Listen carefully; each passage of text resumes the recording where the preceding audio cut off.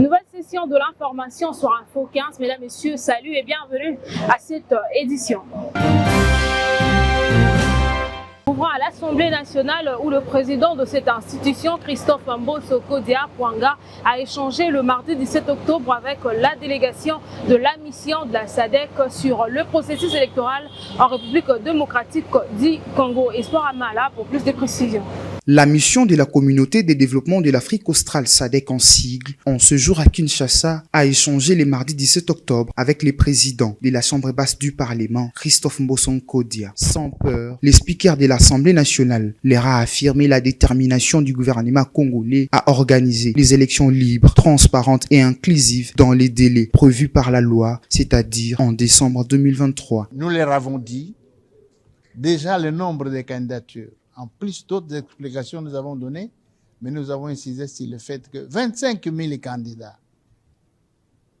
candidats députés nationaux, 24 candidats présidents de la République.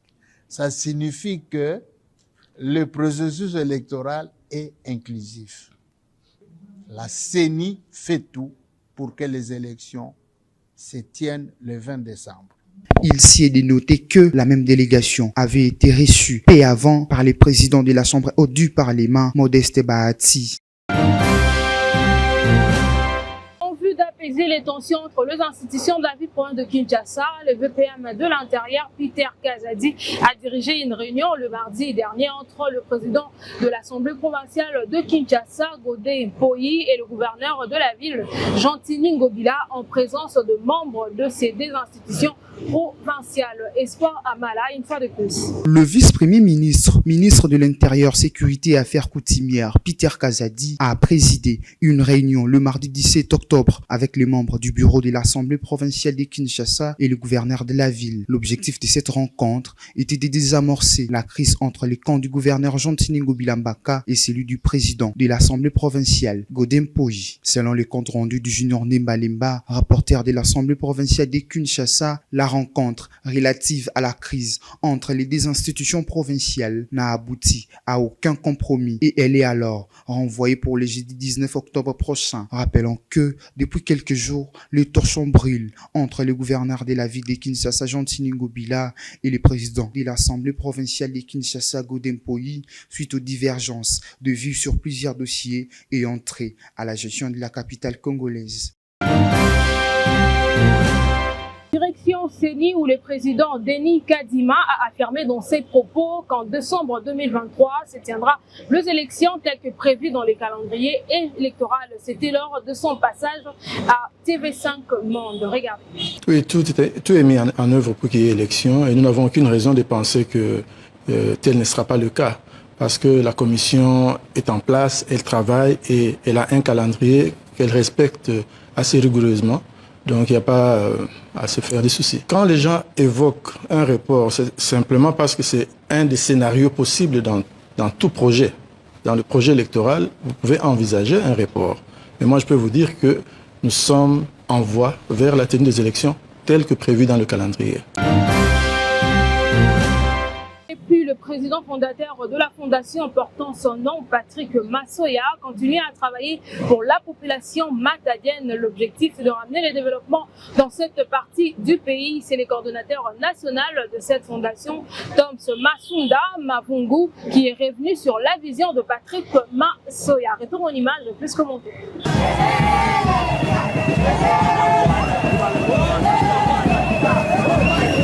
Connu sous les noms de Bic Rouge grâce à sa façon de faire, lui c'est Patrick Massoya bin Ombunga. Nouvelle figure dans la sphère politique mais ancien dans la vie quotidienne de la population matadienne grâce à ses actions menées pour les bien-être de tous.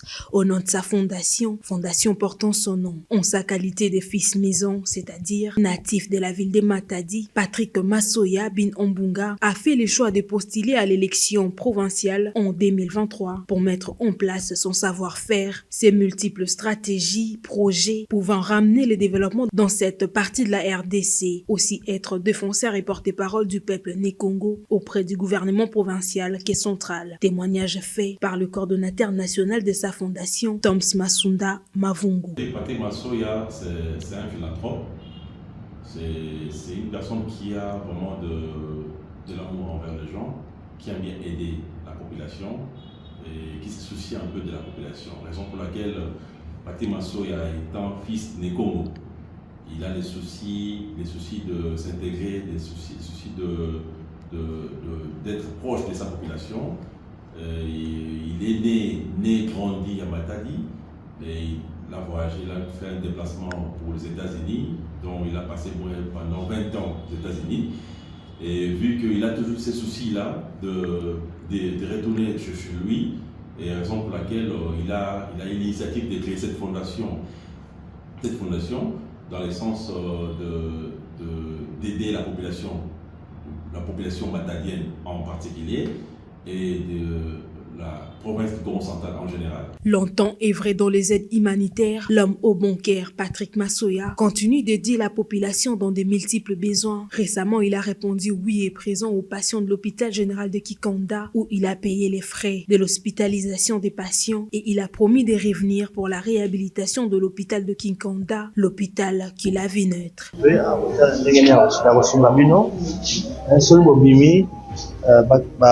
Staff nanga ba ko travailler na bino toute l'année na kosalisa bino na moi quelque chose bona okolisa bona opusoko bino ke na ndako loka ko leza te ko lesa nini toute la pour moi to so na bino toute la activité ba mkio ko sala pona mwana kola pour toute la pour moi konani na wakati en tout cas que vous a bloqué awa ça lenga pas si mingi vraiment nalala quitté depuis lobby na décalé voyage na bifo na komona bino na féliciter bino pour sans bino ngana kozala boyete moni ezali eloko moko vraiment ya mutu ya vraiment mpona ngai eza eloko moko te tushenga makasi pinga mona botama pe awa na botamaki na hôpital oyo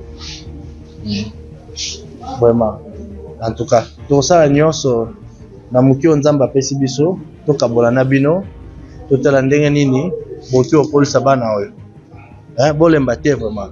L'éducation de la jeunesse, l'autonomisation de femmes et le développement des Matadi restent les préoccupations et cheval de bataille de Patrick Massoya.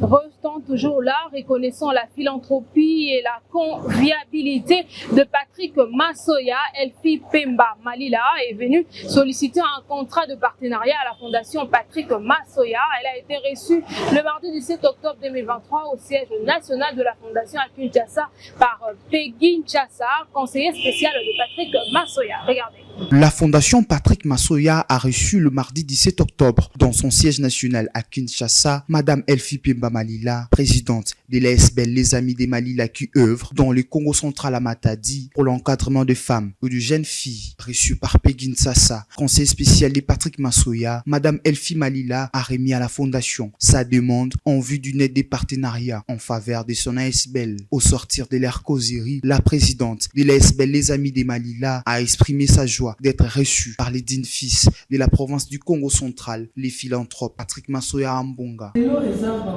Aujourd'hui est un grand jour pour nous, le fils du Congo central, bien plus pour l'ASBL Elfi Malila. Nous étions venus aujourd'hui rencontrer les dignes fils du Congo central, notre frère Patrick Massoya, en vue d'un partenariat pour le développement de tous les enfants du Congo central, en particulier, et ceux du Congo en général.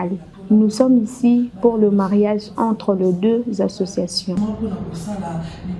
À son tour, le conseiller juridique de la fondation Patrick Massoya, Maître Ledim Lelo, s'est exprimé en ces termes. Nous avons été honorés par Madame Elfi Malila. Nous disons un grand merci, Madame. Et je pense que ce mariage est déjà serré. Et vous ne serez pas d'ici.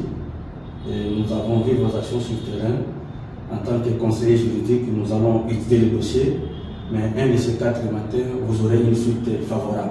Et au nom de lui-même, Patrick Massoya, Peggy Nchassa a rassuré à l'ASBL Les Amis des Malila du soutien de la fondation Patrick Massoya. Au nom de son excellence Ambonga Bin Massoya Patrick, donc nous avons reçu le document ou la demande de la grande structure Les Amis de Malila avec succès et avec honneur, pourquoi pas avec plaisir. Notons par ailleurs que ce nouveau partenariat envisage le développement du Congo central en général et de la ville de Matadi en particulier, comme le veut le président fondateur, le philanthrope Patrick Masoya Bin Ambunga. Direction Nord Kivu, où les collectifs des victimes de l'agression rwandaise et mouvement citoyen de Nord Kivu ont marché ce mercredi 18 octobre dans la ville de Goma pour exiger le départ de ces troupes de l'EAC. Ils reprochent des captivités d'être en complice avec le rebelle du M23. Regardez.